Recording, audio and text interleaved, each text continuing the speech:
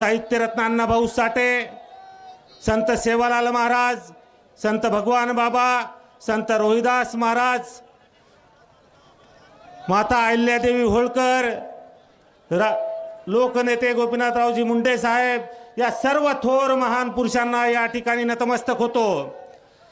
आणि आज बीबी येथे आयोजित लढाई सत्याची, लढाई अस्तित्वाची या सभेसाठी उपस्थित सर्वच मान्यवर,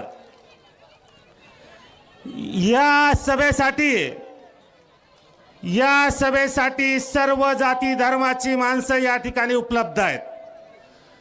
या ठिकाणी सर्व जाती धर्माच्या महिला भगिनी आमच्या उपस्थित आहे। आज या ठिकाणी बोलताना सगळ्या लोकांनी सांगितलं की चिखला काकड येथे झालेलं प्रकरण ची सत्यता काय आहे। आज ज्या प्रकारे महाराष्ट्रात राष्ट्र